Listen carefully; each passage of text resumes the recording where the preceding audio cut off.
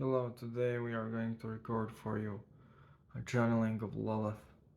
Fundamentally, it's not gonna be easy, but we are going to do it. I'm going to do more of those channelings, and every single ritual I perform for every single client or friend from now on will be recorded and put either or private or public, because certain events happened in my life which forced me to make this decision. There will be much more recordings in the future of ritual work and channeling. Today I am channeling for my friend. We are going to call him Al in order to protect his identity, and we are going to channel what Lilith demands of Al. Okay. I call you, Lilith, by the power of Barhami Velgatam Toran Mardar Marjal Narka Bargash Almashkatitat Falot Farshangash Marshalagda Krashkazmas Bilet Radagidia Shemsiago Zimia Gamba Margirza Gabara Berujala Wenga Yalbajalad Mazayama Jaladvadia Biaj. I call you, Lilith, by the power of Barhami Velgatam Toran Mardar Marjal Narka Bargash Almashkatia Falot Farshangash Marshalagda Krashkazmas Bilet Radagidia Szybciej zimia zimia gadba masz go gierluza gabara berujala wenga yalbajalad mazaya majalad radia viaj. I call you led by the power of Barhami Mel Madam Duran Mardar Marjanal Gamargal Margadia that Valo Varjangari Marjalag the Gragas must be led in Randagidia Ramzia Gozimia Zimia Gadma Margirza Gabara berujala wenga yalbajalad mazaya majalad radia viaj. I call you led by the power of Barami Melgadam Duran Mardar Marjal Nargam Margajal Margadia that Valam Durangara the Marjalak the Gragas must be led in Randagidia Ramzia Gozimia Zimia Gadma Marco Garuza Gabara Virujala Wenga Yalbajalad Mazaya Majalad Radia Viaj. I call you by the power of Barami Melgadam Duran Mardar Marjal Nargam Bargajal Margadia that Valon Durangara the Marjalak the Gragas must be led in Randagidia Ramzia Gozimia Zimia Gadma Marco Garuza Gabara Virujala Wenga Yalbajalad Mazaya Majalad Radia Viaj. Let it come and possess me.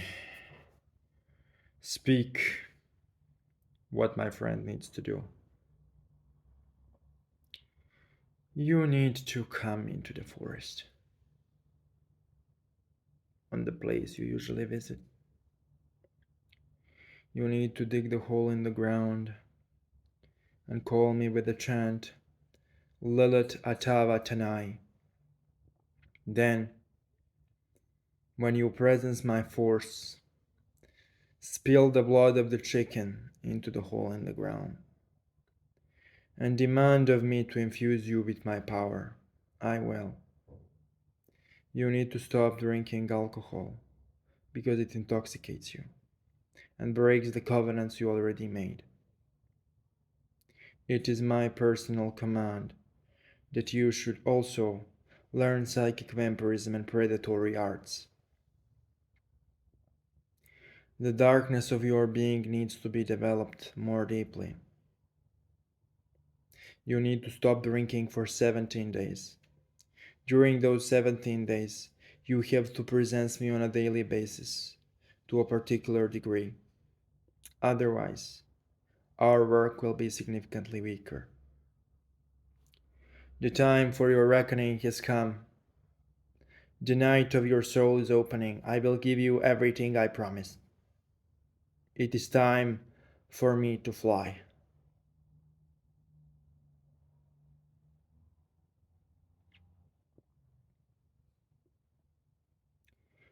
Okay, so I'm kinda dazed because of this channeling. And it basically makes me tired. Really sleepy, really tired. I need to say something regarding channelings in general. People notice that my channelings are really short. And the reason why they are short is because I, in my personal experience, channel in this manner. I invoke the spirit, usually using the Barhatia chants you heard or some other set of magical chants. I use Berhatia mostly, but other people use other things. What you use kind of doesn't matter. What matters is basically that the spirit is present. And then the energy of spirit overwhelms you when you initiate the possession, and then what happens is they enter you. They give usually short set of information in form of poetic verses, and then they leave. But they also give a really practical advice. In the case of El, it was for him to stop drinking and to call Lilith for 17 days, I think. I don't know, because I don't remember things I channel, because I am not mentally there. Like, I will have to watch this recording in order to remember stuff. Because basically, when I channel, my consciousness is kind of absent until the spirit leaves. That's why it's really difficult to recollect what was channeled after the channeling. That's why people write down channelings and record them. So basically, when you channel, more you channel, the bigger is the strain on your nerve system. So I am really skeptical of people who can channel you like for 2 hours nonstop. Like, if it was legitimate channeling, bro, their nerve system would be fried. Right? And basically, the reason why I don't believe a bunch of psychic mediums is like, if they were really legitimate, like, their nerve system would be fried after like 15 minutes of possession. Like, possession is intense. You cannot handle it for a really long time. Even when you are like physically fit, it's really difficult to handle real possession for a really long time. Like, it's not a game. I am really sorry, it's not a game. Now, there is something I wanted to talk about when this channeling is over, which is basically understanding why majority of people don't actually channel. Okay, so majority of people who basically claim to be channeling are not channeling.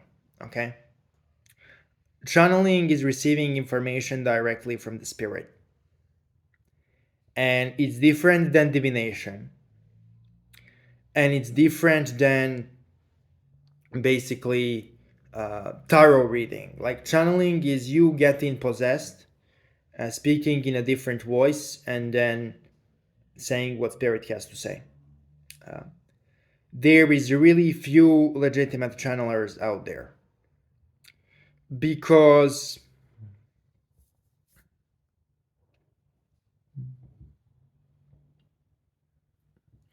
fundamentally, what people have to understand is that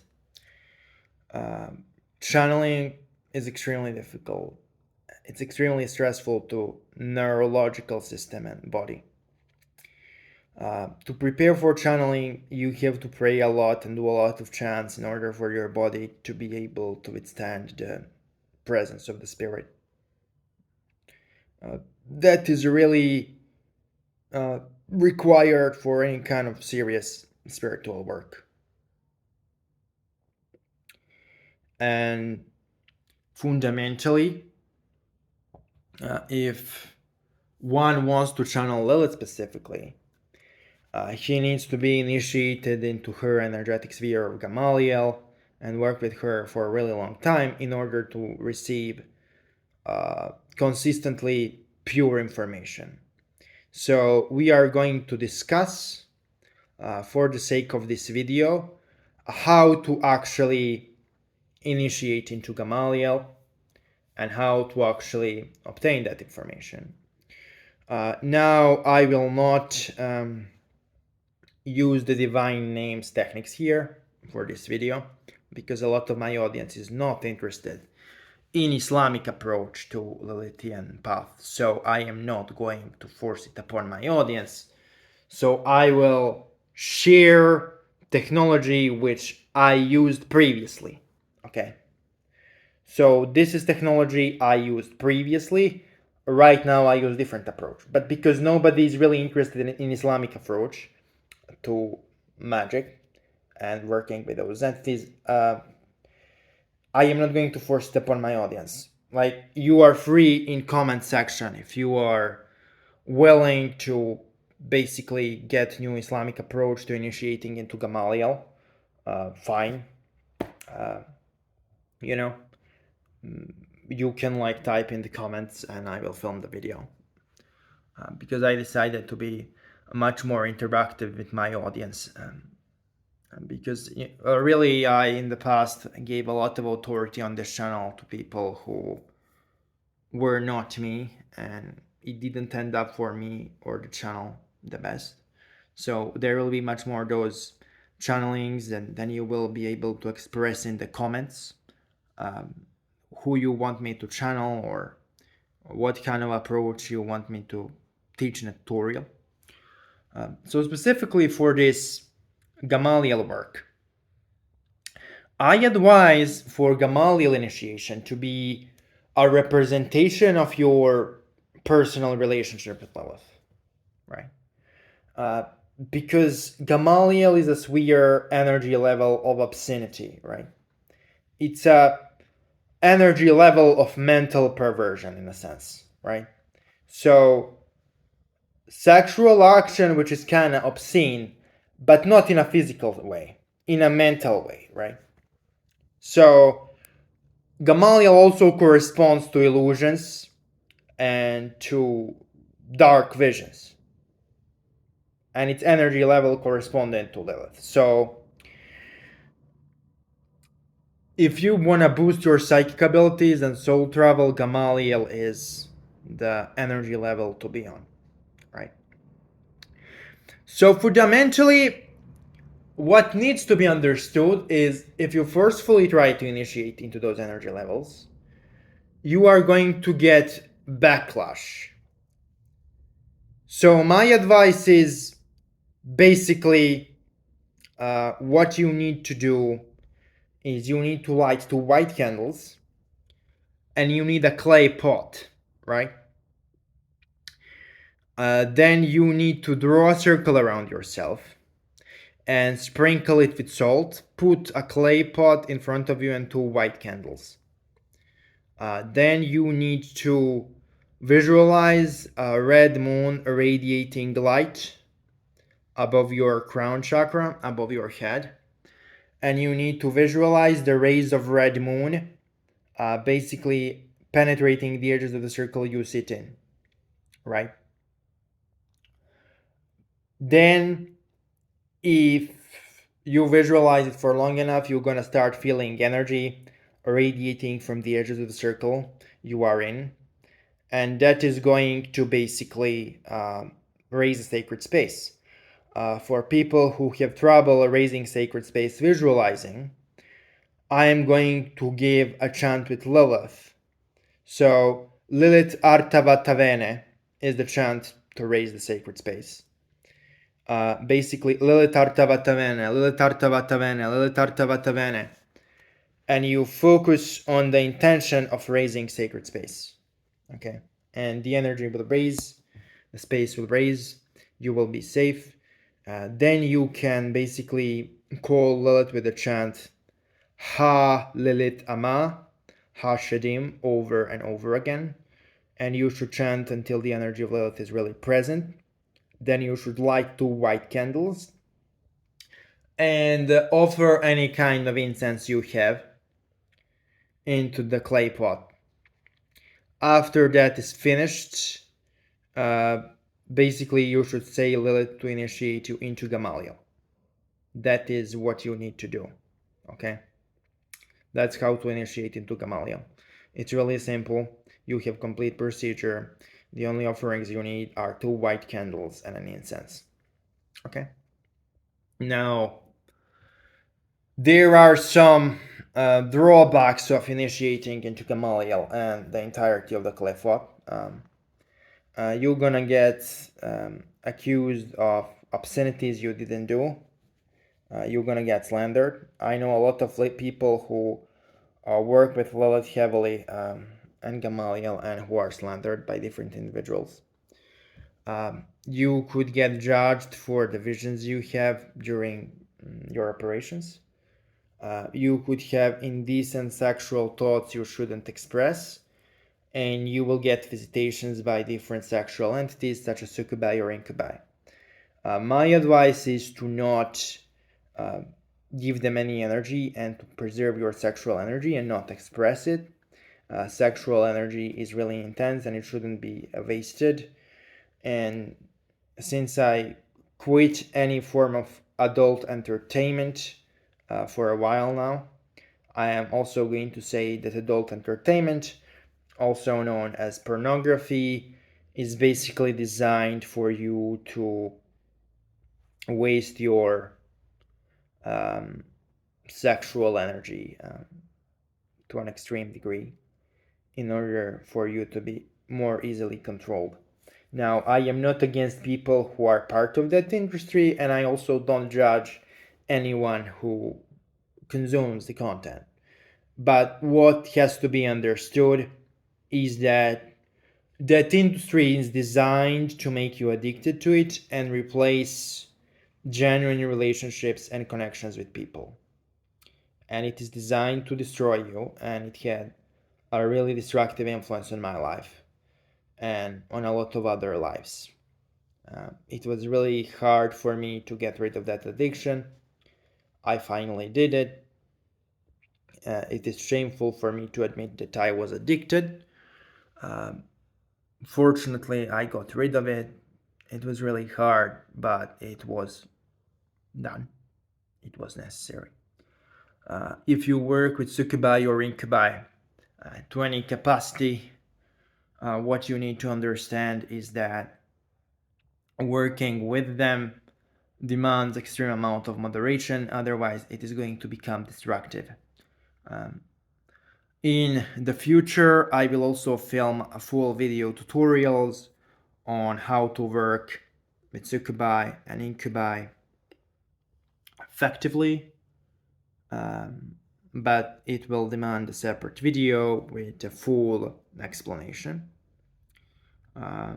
Because of the type of the audience on their channel, I will film some Islamic magic content, but it will not be forced into every type of conversation here, because obviously I don't want my channel to be like a dictatorship. Like, if you want me to channel those entities and work with those entities from perspective which is not necessarily involving Arabic divine names, I will do it. What needs to be understood is that using divine names has its own advantages, but because a lot of people have issue with that, I personally will provide different versions of different rituals for different kinds of people in order to bring information out there. And fundamentally, what needs to be understood is that Lilith, Aishet, Agrat, and Nama, four demonic queens, are fundamentally different spirits. Different people should approach them in different order. Some people should start with Agrat, some people should start with Nama, some people should start with Aishet, some people should start with Lilith. It is individual. You know, a lot of the time I would like approach a lot of people who should start working with Nama, majority. And then I would think, you know, Nama is the one, Nama is for beginners. But recently I got a roommate and I did a reading on my roommate, and I was immediately struck with the realization that she should start working with Agrat Bat Malad, which is a really unfortunate and weird. But also, my best friend here in Serbia was pretty quickly approached by Asian. So basically, what it means is that a lot of my friends, associates, colleagues, they were approached by different dark genic queens at different times.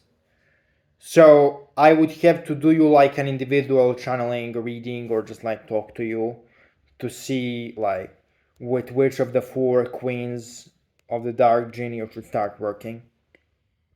And what is really interesting is that, you know, those queens are attracted to different kinds of people. Like Lilith is attracted to creative kind of perverse types. Nama is attracted to physical types, physically strong types. Agrat is attracted to types who are into herbal medicine and soul travel and healing. So like dark shamanistic types. And Ancient is attracted to really dark mystical types. Like if you want to go into the desert and you want to isolate yourself and you want to do dark mysticism, Ancient is for you, right? So it's pretty interesting how a lot of people kind of lump them together, but they are different from each other quite significantly. And they have their own requirements and their own understanding of how things operate. Different tests. The test for Nama is mostly test of managing finances and physical strength. The test of Lilith is mostly controlling your urges. Like when you work with Lilith, you have to control yourself, which I failed to do many times, right? When you work with Agrat, you have to heal yourself. You have to learn healing, and you have to learn plants, and you have to learn like weird forms of astral travel. And when you work with Eshet, you have to learn like dark mystical things and esoteric meanings of certain verses and letters, and you have to be isolated for a really long period of time, and you have to use like a really dark forms of love magic, which basically Aishat is like known for. She's known for dark love magic, and fundamentally that is it. Difference between 4 of them.